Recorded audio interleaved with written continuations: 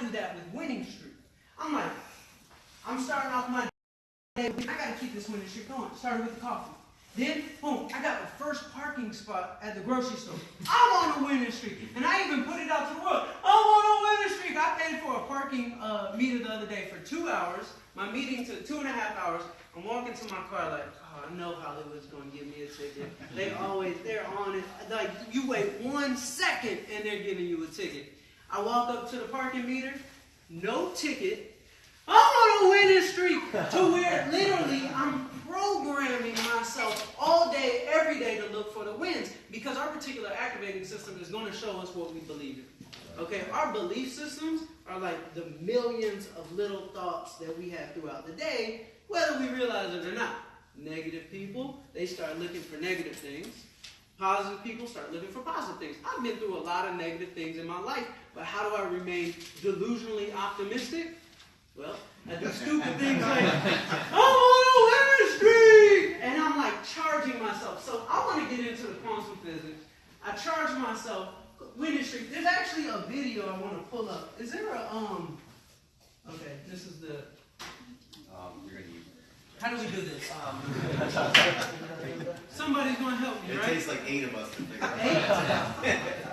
All right, so we're going to pull up a quick little video, and I listen to this video to charge myself every single morning.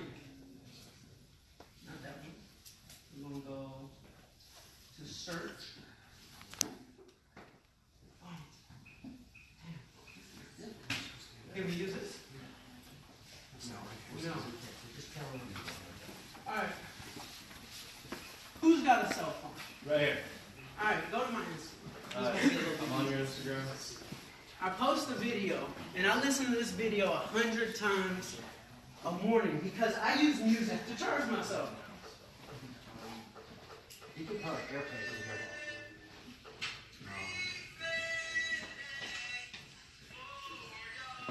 We are all frequency. We are all energy. So I charge mine up like I charge my cell phone at night.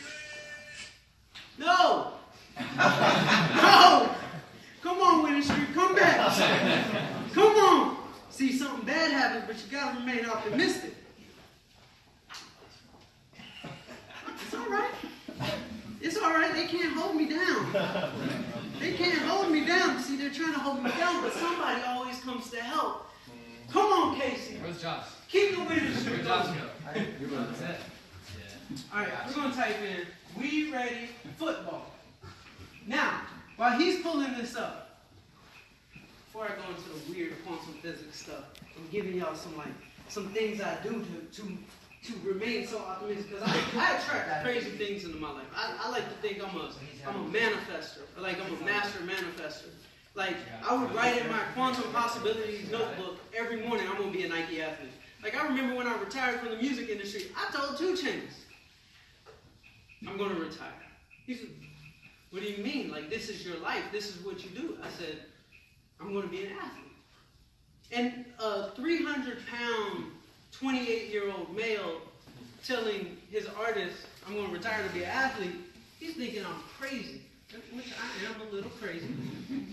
But I wanted to manifest this into my life, and I said, I want to be a Nike athlete, which is crazy. I'll write it down. I even got specific, and I'll write down every day, I'm going to be in a commercial with LeBron James and Serena Williams. That's about as far-fetched as you can get from a guy that looks like me that doesn't play a sport. But guess what? I was in a commercial with LeBron James and Serena Williams like this.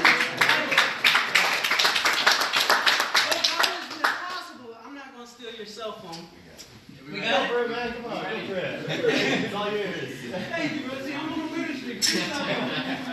Yeah, man. I'm on a winning streak. So this right here, I charge myself up. I take my frequency and I get it tuned to the radio station that I want to listen to. I'll break that down.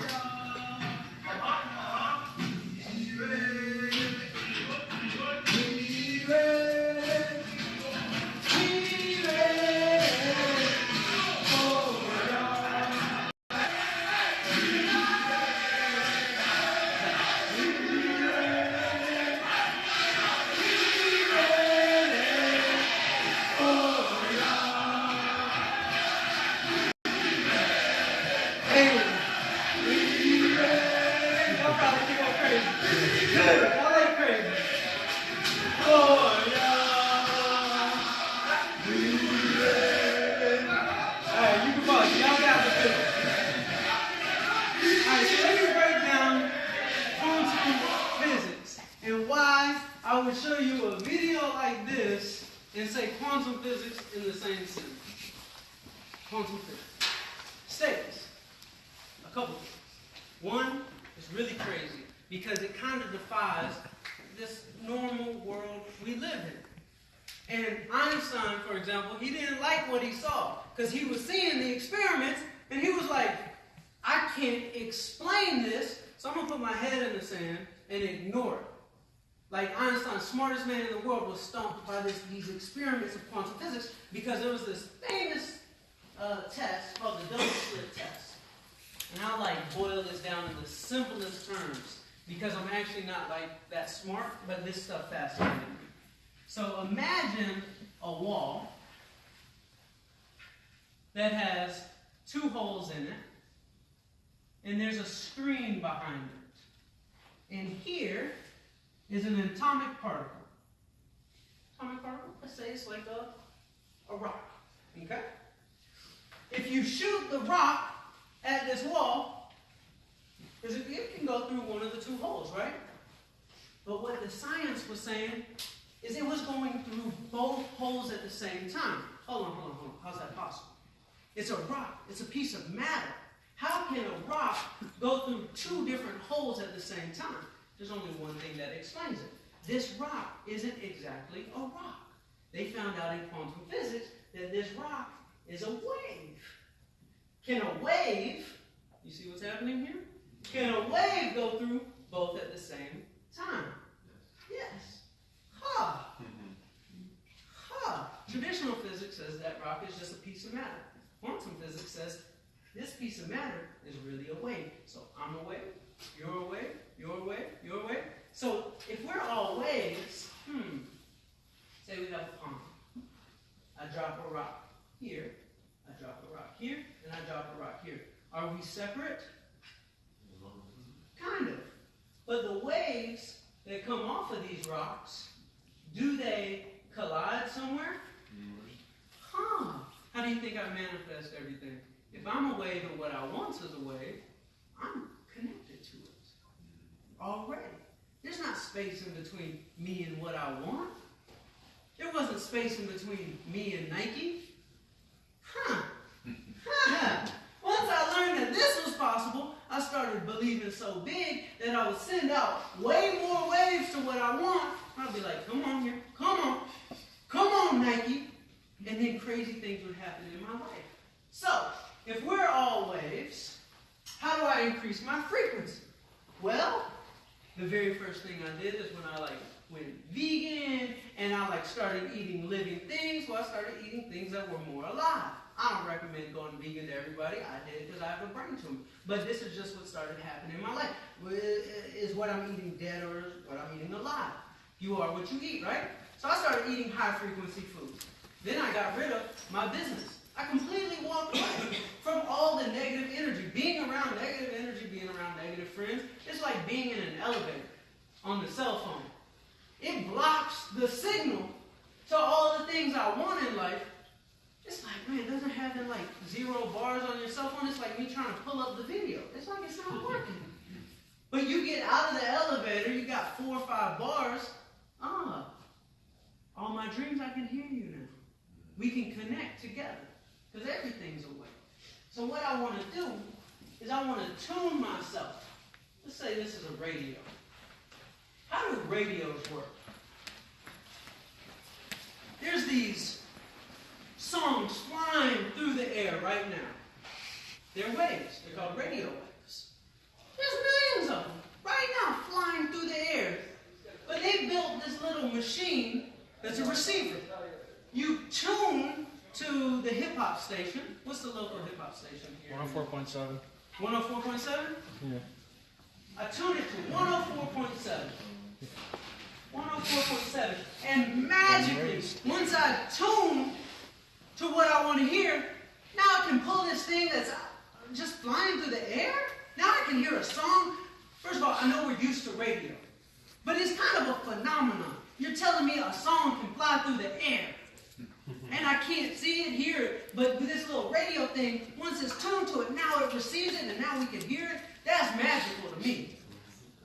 But that's what I do every single morning. I wake up, I pull out my Quantum Possibilities notebook, and if I know that I'm connected to everything, I got to tune myself to the songs I want to hear, to the dreams that I want, and I get in my Quantum Possibilities notebook, and I start thinking of the possibilities. Like, that's my favorite word in the English dictionary, possibilities. It's kind of like, you like look up when you say possibilities. It's a beautiful word. And I think about it in a way like it's a different type of Instagram. We log on to Instagram, and we like all these pictures. But what I do in the morning is when I'm tuning my frequency, I'm logging into my vision, and I'm like seeing all the pictures that I want in my life, and I'm liking them, and I'm tuning my heart, and I'm sending out the signals. And the craziest things, I'll tell y'all a couple crazy stories. One, Nike alone, that's the craziest. But there's other things that have proven how connected I am. For example, the guy who filmed that Nike commercial for me, I moved to LA. Didn't know any videographers. And the ones that I knew, they didn't do what I needed. I come from Atlanta. Like, things aren't as expensive in Atlanta as they are in LA. And I'm like, I got my wish list. I want him to be a video guy, an editor. I want him to do color correction, and I want him to be able to score. I'm talking to my friends in the Hollywood studios. They're like, Charlie, you're going to be paying like 15 grand a month. I'm like, I can't afford 15 grand a month. Like, this is what I want. I know it exists. And I would call everybody. Everybody told me I was crazy. You're not going to find it. I wrote in my Quantum Possibilities notebook. And I was pissed off when I wrote it. So I was sending out a lot of waves. I was like, today is the day I searched and found. I wrote in an incomplete sentence. I don't know why, but these were the actual words. Today is the day I searched and found my videographer. It's done. It's easy. Exclamation mark. That's the sentence I wrote. I'm sitting in my living room. And this guy walks to the front door. He was hanging out with my roommate. I was living with roommates at the time to conserve money. I walked away from my business, and my roommate works for Whole Foods. What do you have a cameraman with you for? You've never hung out with a cameraman before. This guy walks in with a camera in his hand. And I said, what are y'all doing? He said, well, like, somebody called me and said they wanted to, use the house for something. And I'm like, you do videos? He's like, yeah, I do videos. I said, can I see some of your stuff? He's like, well, I'm like freelancing, and like, I don't really know how to pay the bills doing this. I was like, do you do music as well? He said, well, yeah, I used to be a rock star. Like, I was like on the Warped Tour like 10 years ago. He's like, video? I said, do you do color correction? He said, yeah, I use DaVinci. I'm like, I watch like tutorials. I was like, let me see some of your stuff. Pull up a video he does, and I'm like, can I please like go upstairs and talk to you real quick? He was everything I was looking for. Walked through my front door. I said, look, I have an idea. I want to make a fan-made Nike commercial. He said, wow. Like, he's like one of those like California dude guys. I was like, bro, like, this is crazy. Like, I was just talking to my friends last week. Like he's 36 years old. So he feels like he's old in the game. And he said, I was just talking to my friends last week, and like, we had a meeting about why all these like 21-year-olds are shooting all the Nike commercials, and we should be the ones shooting the Nike commercials. And I said, bro, listen, you gotta trust me. We're gonna shoot this Nike commercial, and we're gonna start working with Nike. And I even told him, like, we're gonna work with Oprah. And I'm telling him all these crazy things. He says, you're crazy, but I couldn't judge you. We sat down at this burger joint and had some vegan burgers, and we wrote out the treatment for that commercial, the one Casey played. We put it out. 3 days later, Nike calls me. Yeah. He said, true story! True story! Y'all can fact check me with Casey. He was there. They called me and said, we don't know who you are, but you have our entire campus in a frenzy.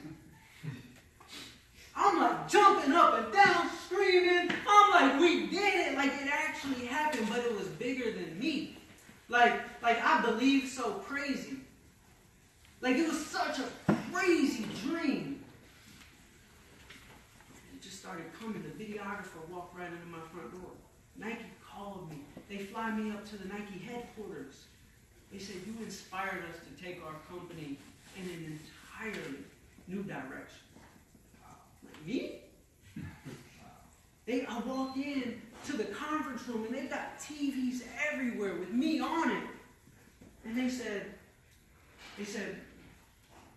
this commercial is a concept that we had been thinking about for years. But it wasn't until we saw it that we wanted to act on it. And what ended up happening from this commercial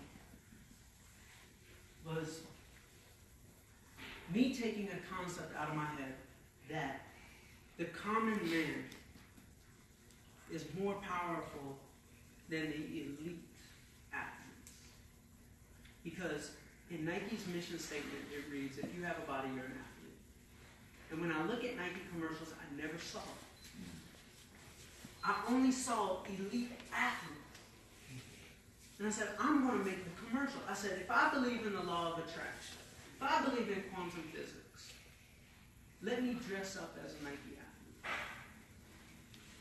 What do Nike athletes have? They wear their Nike clothes and they have Nike commercials. Well, I want that in my life, so I'm going to make it myself. And it worked.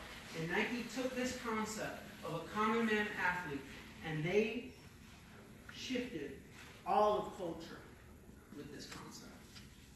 Turned into the Colin Kaepernick commercial, where they took somebody who was struggling and made them the face. They had athletes in wheelchairs. They had alternative athletes like myself who are just aspiring. This year, they platformed over 200 common man athletes and gave them deals. Kids with epilepsy. And what's crazy is they titled the Colin Kaepernick commercial, Dream Crazy. They titled it after my fan-made Nike commercial titled Dream Crazy.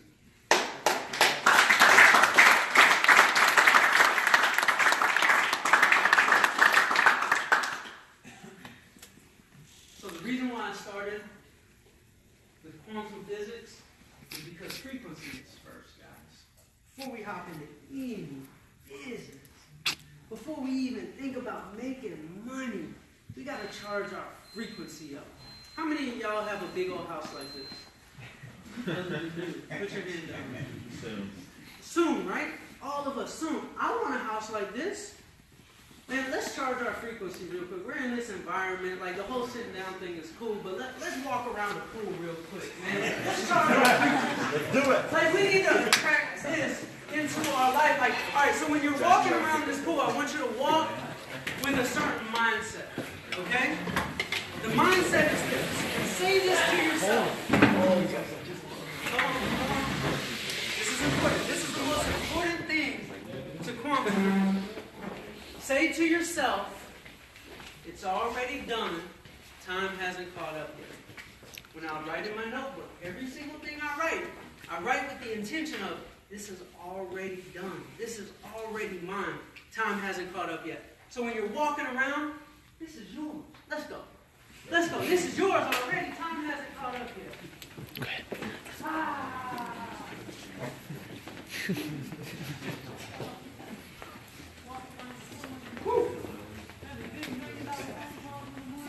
Yeah.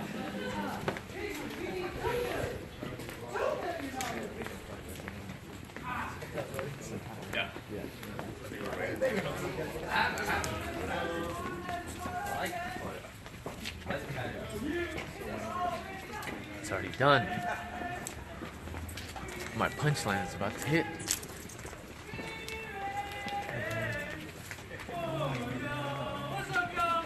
We ready. We ready. We ready for it all. Come on. We ready. We ready. We ready for it all.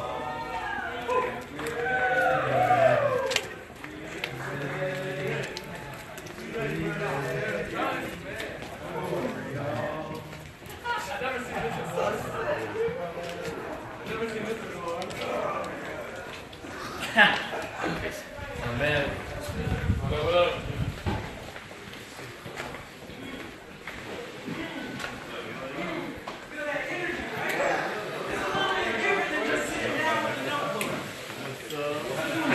Made it back. You love it? Thank you, man. I love that energy.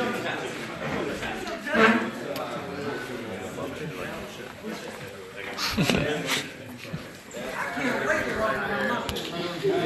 I might not ever work in an office ever again. What was that phrase you said? It's already happened. It's already done. Time hasn't caught up yet. Like I'm at the finish line. Always. I'm always at the finish line. Now, I'm not perfect. Like, I need to do a better job of living in the moment. That's something I'm working on. To be like more responsible and more mature. But how I've gotten my success in my life is I'm always at the finish line. We have three things. We have the past, and in the famous words of Andre 3000, one of the most legendary rappers from Atlanta. I'm from Atlanta, so I love hip hop. This entire day is going to be like hip hop infused lessons. This is not going to be your average like business seminar. I'm going to tell a lot of hip hop stories. I did not bring a speech to you guys today. I brought stories, and only stories. So, in the famous words of Andre 3000, he says, "My spaceship, Charlie Rocker, my spaceship don't come equipped with rear view mirrors we did. We don't need a rear view mirror. That's the past. Now in the present, it's usually pretty negative. There's a lot of gravity in the present. There's usually things that are tough in the present. But that's why we got to flip to that winning streak mentality. So no matter what's going on, my brain can only think of one thing at a time. It's going to think about something positive or something negative. It does not have the capability to think of two things at one time. So I'm constantly like winning streak. Like, oh man, even though the thing went down, Casey came to help me. I'm on a winning streak. I'm choosing what I want to focus on. But where I truly get my success from is I'm living at the finish line. Delusionally. To where, like, I'll tell you some stories real quick about how many times I failed. And this is fun. This is fun. This is fun.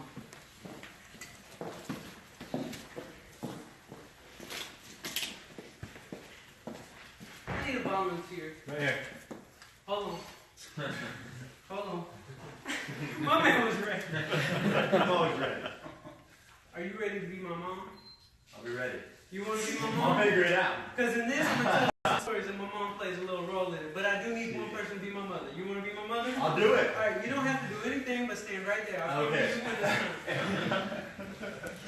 So, 2001. Hold on, let's see. Let me erase some of this.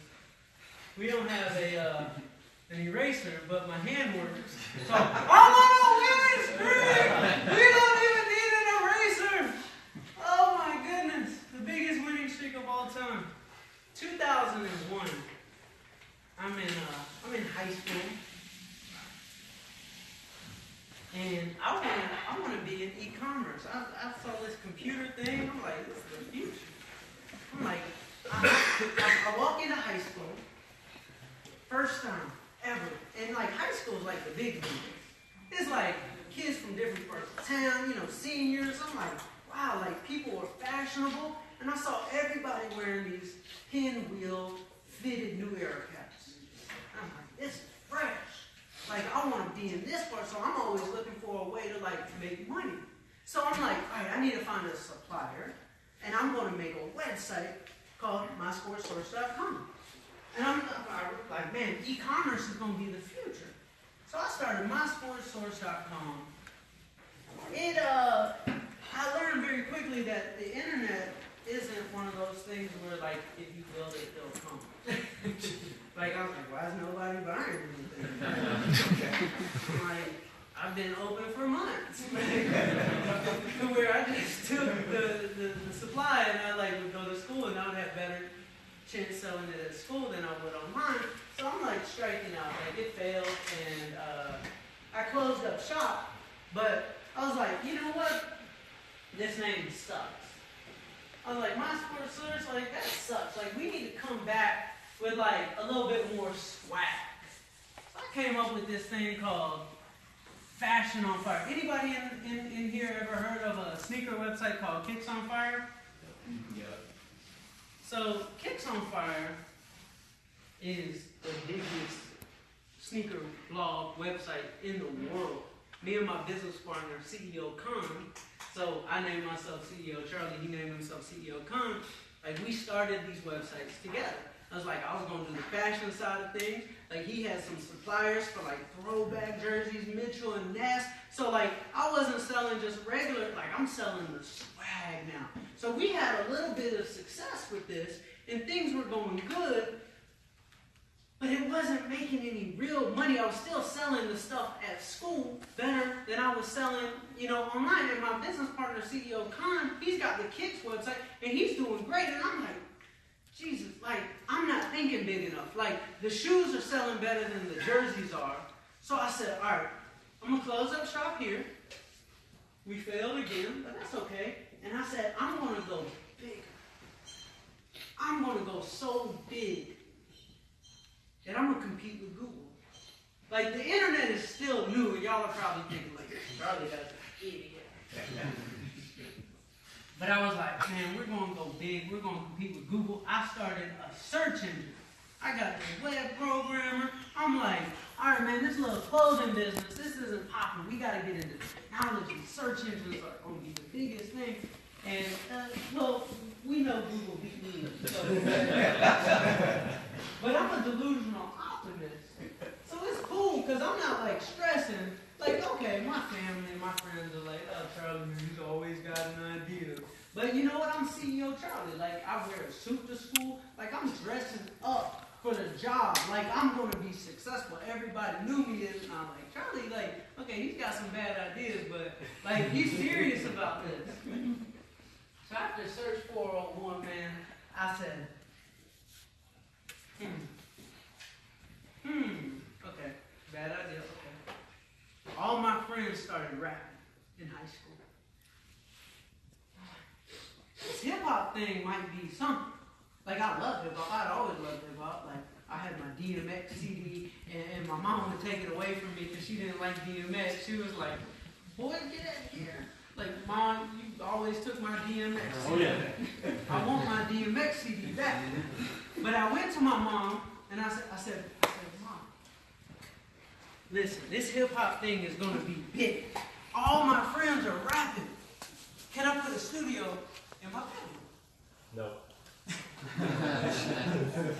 She actually said yes. but she said to me, she said, this hip-hop thing, I just really don't understand. I'm like, listen to this song, it's Jay-Z and Pharrell. Like, and she's like, yeah, I just don't get it. But do y'all kids do what I want?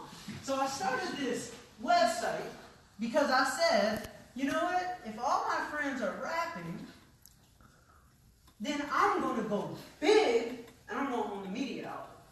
I want to have the media outlet. So I started SpitYourGame.com.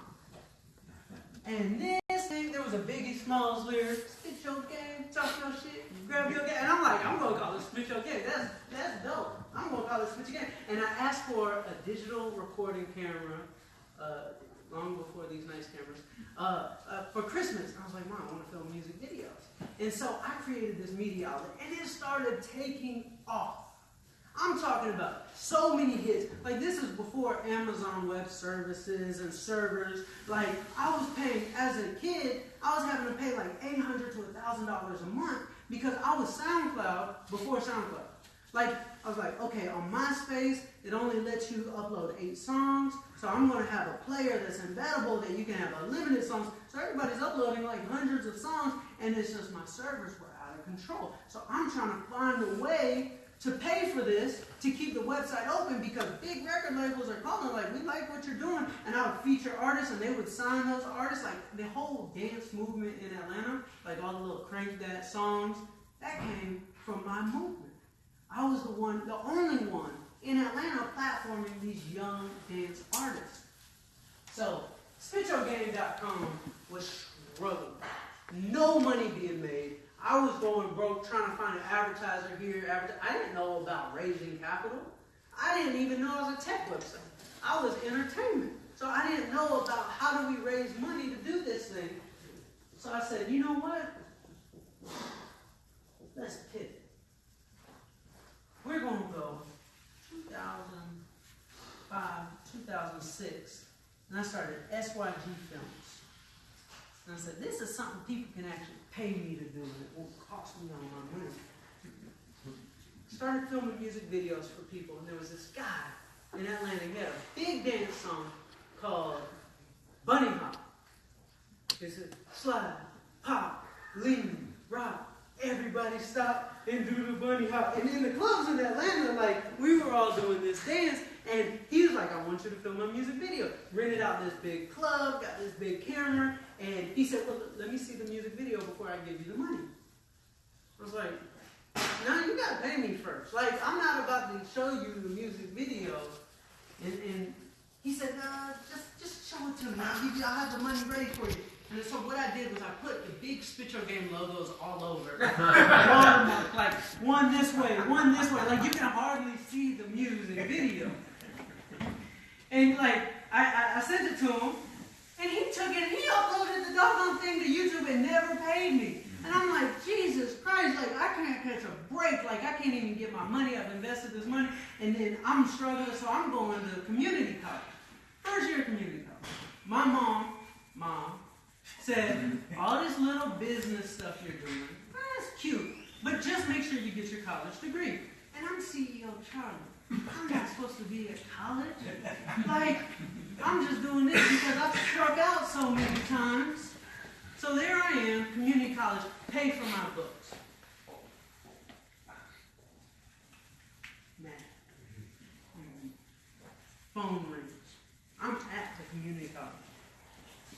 310 number. I'm from Atlanta. You get a 310 number, well, it says California, Los Angeles. There's going to be some money. I'm ready. I answer the phone. Hello? This guy with a super deep voice. Hello, is this Charlie Jelly? I said, yes, it is. He said, this is Brian Washington from Interscope Records. What's up, man? How you doing? He said, well, we just signed this new artist, and he requested you to go on tour with him and be his cameraman. I'm ready. He says, the artist is by the name of Soulja Boy. I said, I'm ready. I'm ready. Just whatever. Get me out of this college.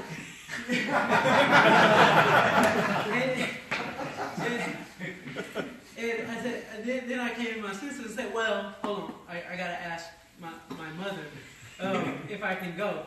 So he said, okay, give me a call back. So I went to my mom. Mom, I just got a phone call from Interscope Records. They want me to go on tour with a rapper. And you could just imagine what was going through her mind. My sweet baby on tour with a rapper, girls, sex, drugs. Oh, like, and I said, please, like, this big opportunity. And my mom, she surprised me that day. She surprised me that day. Like, she sat there and thought about it. She said, when an opportunity opens up a door, sometimes you got it. Brian Washington, I'm going on tour. Went up to the college.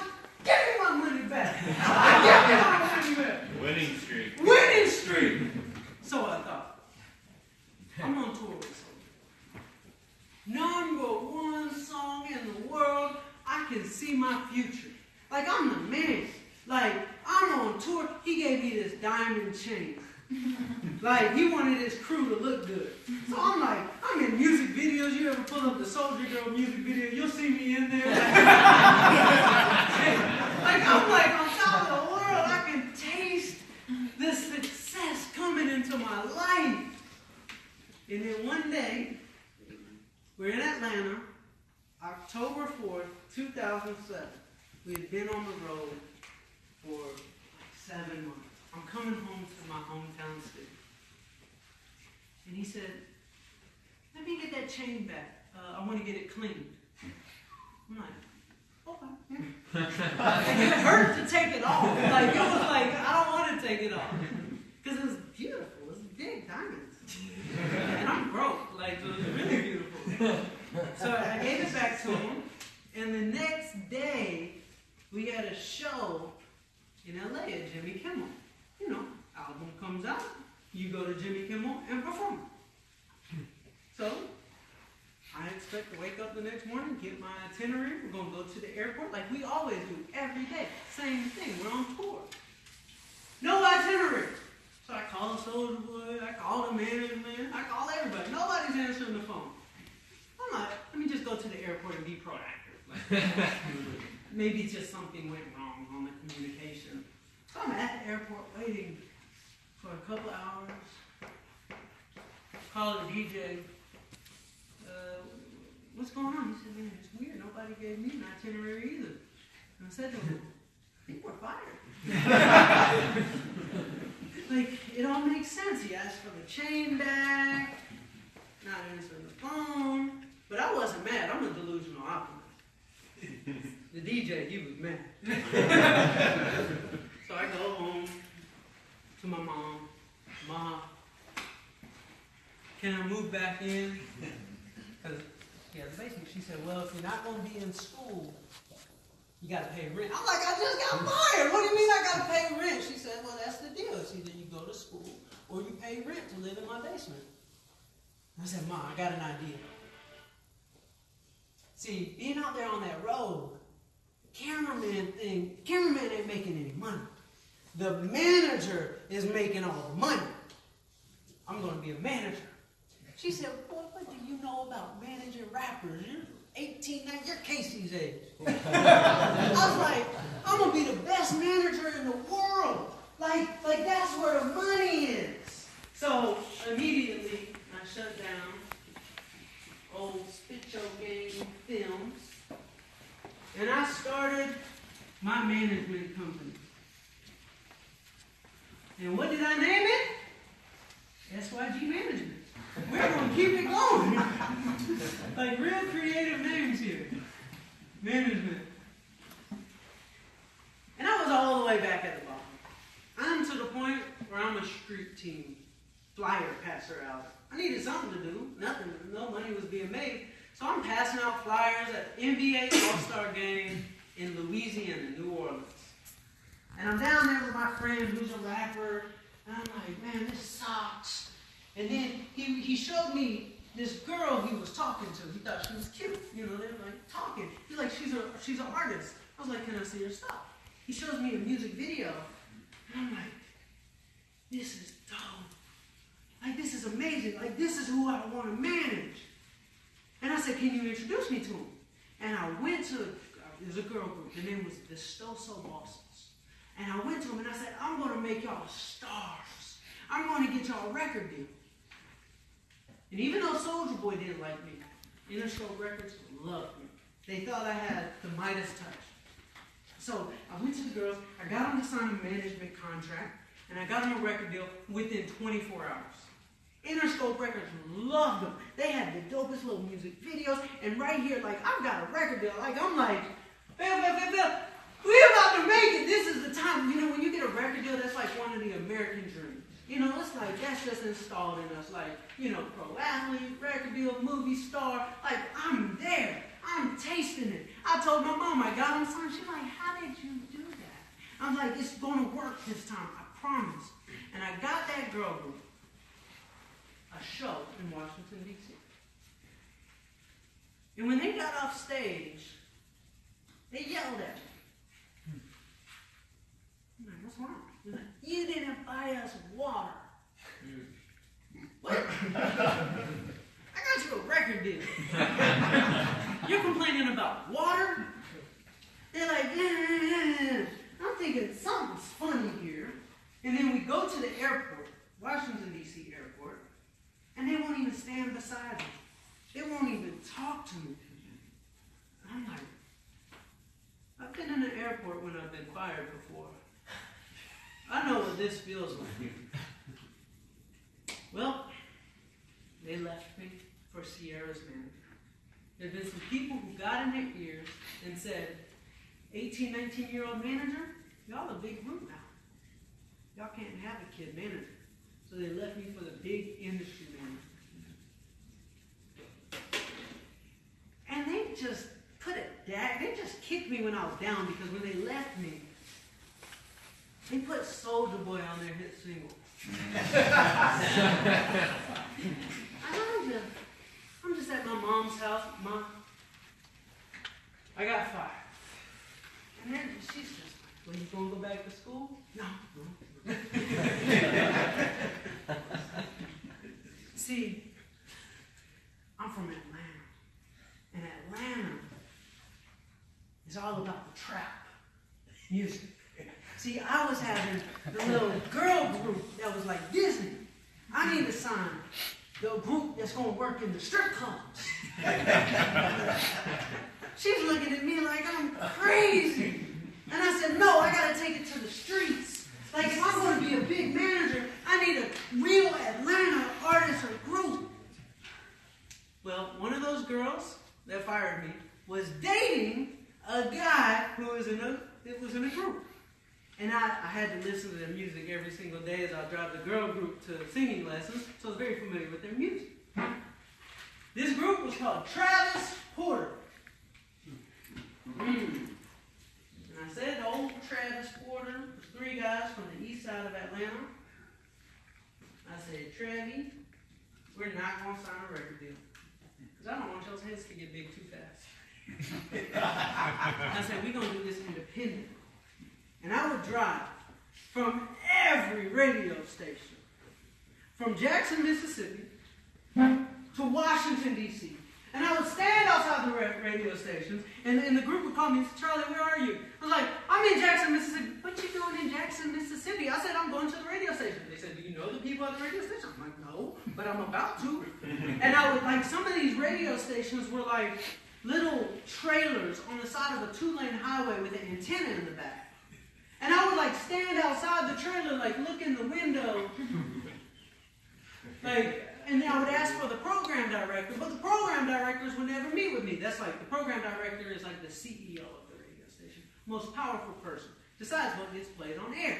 And program directors, they want money. And when you live in your mom's basement, last thing you have is money. So I had to get creative, and I had to, 1, use my passion, and then 2, figure out how to like make this thing work. So I found out that there were mix show DJs that would play the songs at like the 6 o'clock hour, and they would play all the songs that were like new.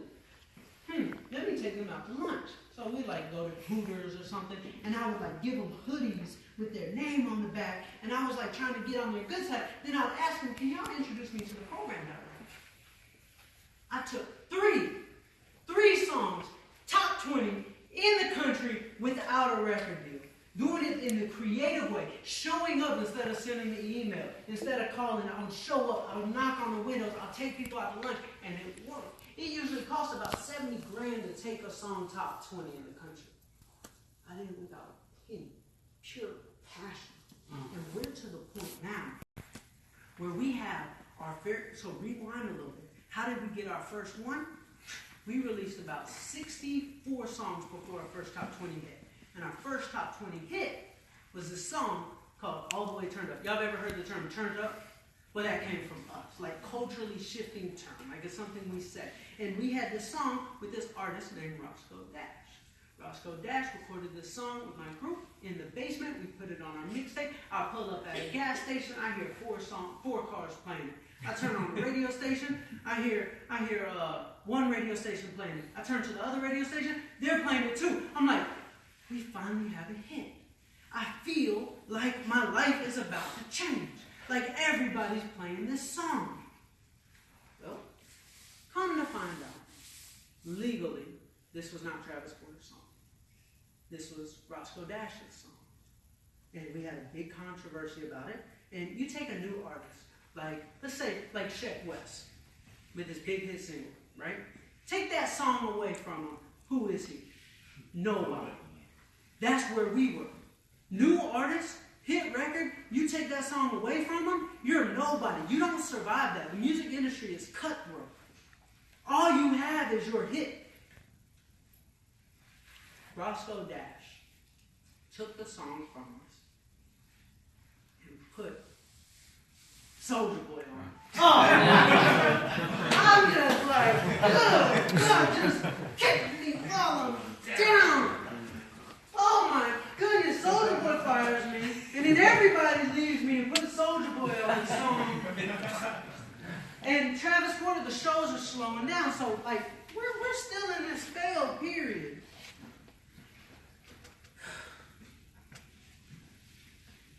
Money ran out. Show slowed down. And I told Travis Porter, listen, in the South, we have this thing called a come to Jesus meeting. This is where it's serious and we gotta get together and we gotta get serious about our lives. Let's forget all the bad things are happening. Let's restart this engine. We were recording in a little chocolate factory. It was a little house. The size of from there to here to here. And somebody used to make chocolate. And they had a little oven with a thing. And so we're that's going to be our studio. We can afford that. So we had the oven right here, and we had the quilt hanging from the oven, and we were in crisis mode. There was no air conditioning in here. We had fans blowing, and we'd have to turn off all the fans when we were recording. And one day, this guy said, Charlie, I found this new engineer. He mixes songs for only $50. That's in my price range. We can afford $50. So I go over to give him a couple $100. His name is Marcus. And I saw this pain in his face. And I said, what's wrong? He said, well, I'm kind of homeless. I've been sleeping in this studio in Midtown Atlanta, and a recording studio, on the couch.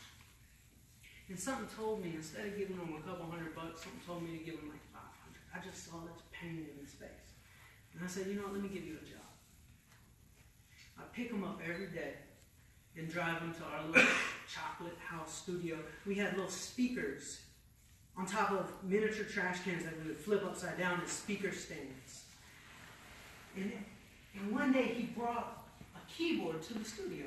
And we would haze Marcus. Marcus was the new kid, we would make fun of. We just kind of pick on him. And one day he brought a keyboard to the studio. And we're laughing at him. What you got a keyboard for? You're an engineer. He said, well, I make beats. My man can't make no beats. He said, well, let me make something. Very first beat he made was a song for Travis Porter called Make It Rain, Bitch. Make it rain, bitch. It's top 20 record in the country. Second beat he made, Bring It Back, Bring It Back, Bring It Back, Bring It Back. Top 20 record in the country. Third beat he made, Okay Now Ladies, yeah, you know you bad, yeah. Number 2 record in the country. Oh, yeah. A lot of the times, we're looking at people above us to change our lives. The mentors, the successful, the millionaires. Where in my life, it's my peer. It's somebody below me who's always changed my life. We got to stop ignoring the people around us. Travis Porter took a chance on somebody who's living in their mom's basement. I changed their life. Marcus changed my life. Guess what Marcus did? Marcus made those top 20, top 10 records. Then he went on to discover an artist by the name of Post Malone. Signed Post Malone. Second biggest artist of last year. He also discovered Iggy Azalea. Marcus' name on Instagram is Good Job Verse. You'll hear his beats. Anytime you hear a little beat tag, y'all will hear it now. Your reticular activating system will show you these songs now when you're listening to the radio. But it's a Good Job First, little tag at the beginning. You'll hear songs all over the place. But that's Marcus. His name is First. That's his producer name. And it's crazy. Anybody can get it. Anybody can get it. You can't overlook anyone. So there we are. Travis Porter's on top of the world. We're negotiating a record deal. Big record deal. I'm putting all the record labels against each other. Record labels would call me, say, Charlie, we want to fly you up to New York. And I would say, I'm going to fly myself to New York. And I'm going to walk across the street to your competitor record label because this thing right here, this is called a bidding war. And I would let them know up front.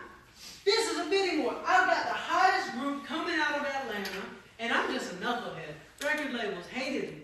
I'm a 19, 20-year-old knucklehead, and I've got the hottest group, so I'm going to stand on it. We've got this song in the town called Go Shorty Go. Top 20 in the country. We meet, first meeting, Warner Brothers Records. Big conference room. It's first meeting of the day. Travis Porter, they're high and like, they're sleeping during the meeting. It was some real hip hop stuff. It could be in a movie. They're like knocked out and I'm trying to tell them why we need all this money. That meeting was okay, but the next meeting, we go over to lunch with Monty and Avery Lippman. The biggest record label, Universal Music Group. Monty and Avery Lippman, they're the Lippman brothers. Big, powerful. They take us to Mr. Chow's. That's a big deal to us. Like, we're from Atlanta. The fanciest thing we've ever been to is Benihana. Like, Mr. Chow's, we're eating these lettuce wrap things. Like, they're like, order whatever you want. Like this, like, beautiful, like, you know, chicken on the, you know, like, it's just amazing. The bill had to be $3,000. And then it was just amazing. Like, I could taste what life was going to be like. I could eat at Mr. Chow's. And then, I remember we met with Jive Records. And this was like a movie. We get off the elevators. And hundreds of people in the Jive offices are clapping. Travis Porter. And we're like walking like in Las Vegas movie. Like, and everybody's wearing Travis Porter shirts. And they got Travis Porter posters covering up Britney Spears, covering up Justin Timberlake, covering up Chris Brown. I'm like, this type of record label I want to sign to. They're covering up Justin Timberlake with us. This is where we need to be. There are balloons everywhere. They got food everywhere. And the big boss of Jive comes over to me. He says, we want to give you $2 million. Woo! $2 million? I can't wait to tell my mom. You'll be proud of your boy. Yes. I'm finally gonna make it. So the record negotiations are going through exactly how I had planned. What a successful day I had of pitting all the record labels against each other. So I'm going to go back to the hotel to celebrate. I have a social anxiety. I don't like going to clubs. Still to this day, I've always been afraid of clubs. I've always been afraid of like just going out, interacting with people. Oddly enough, I'm a speaker.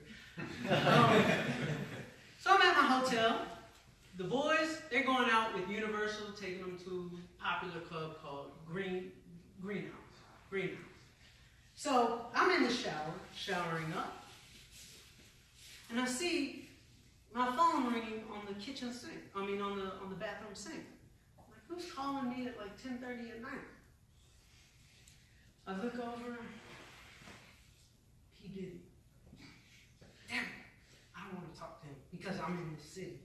So I'm like, I'm going to ignore it. Because I know P. Diddy. And I was always honest with him that we didn't want to sign with him. And I said, we're not going to sign the Bad Boy Records. These are the 4 we're interested in. I was always honest with him. I never wanted to lead record labels on if we weren't interested in signing them. So I thought that door was long closed. So I'm in the shower, and it rings again. And it keeps ringing. He called me like 10 times. I'm like, oh, Lord. All right. Get out the shower, dry up. Over, pick up the phone. Call him back. What's up, Diddy? You're going to come to my city, and you're not going to have the respect to meet with me? I'm like, oh, Lord, I'm getting cussed out by P. Diddy.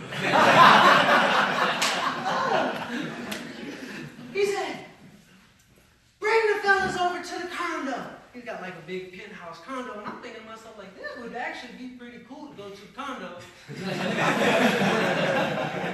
But they're about to go out with Universal, and I said, the fellas, they're going out to the club with Universal. I'm a man of my word. I already told Universal. He said, show me the respect. This is my city, and you're going to come in my city and not meet with me? I'm like, listen, man, it's all good, man. I already told you. He said, listen to me, Charlie. I know Monty and Avery took you to Mr. Chow and ate chicken on a stick. That Mr. Chow's downtown is played out anyways. Nobody even eats there anymore. I'm thinking to myself, I thought it was amazing. Like, I must not really know what I got going on. I thought it was cool. But played out. Nobody goes to that Mr. Child's anymore. I'm like, huh. Then he says, Jive Records, I know they threw you a pizza party. I'm like, I thought it was amazing. But it was a pizza party. There were balloons and pizza. He said, don't fall for that corporate bullshit. Man, you gotta come over here where I got all the swag. I'm gonna teach you the game. I said, oh Lord. All right, we'll come to the condo. He wore me down. That's a man who gets what he wants. He will wear you down. So we pull up at his condo, go up, top floor, walk around, knock on the door, and who opened the door was the most beautiful woman I ever seen in my life. I think I had a heart attack. Fainted. It was Cassie. She opened up the door. This was Diddy's girlfriend for a very long time, up until like a week ago. She opened up the door, and I'm just like, heart's pounding. I feel like I'm in a movie. And we walk in. She said, do y'all want anything to drink? And the fellas, they drink. I don't drink. And they were like, yeah. So she's like dragging a 4-foot bottle of Moet across the floor. I'm just like, this is an amazing life. Like, and she like pours up these drinks, and then Diddy, he comes into the living room, and he's like, Charlie, let me take the fellas to the club tonight.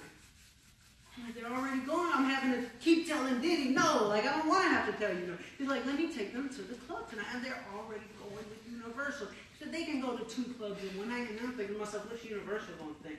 They thought they were taking Travis Porter to the club, but then Diddy takes him to the club. They're going to be like Charlie Shiesty. Charlie's doing bad business.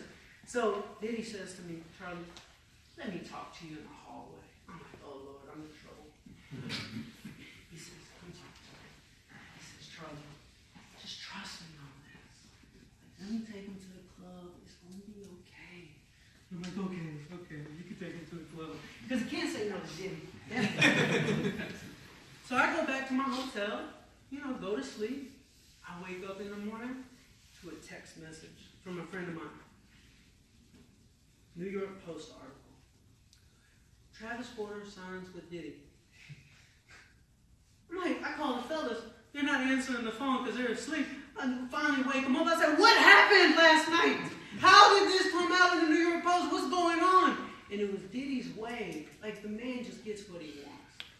Diddy wanted to be in the mix so bad that he found a way. It was like the equivalent of me standing outside the radio station. He didn't want to be the only record label left out of the negotiations, so he found a way to wear me down, to take him to the club, to have a DJ say a certain thing on the intercom, film it, send it to a certain reporter at the New York Post, just so he could feel in the mix.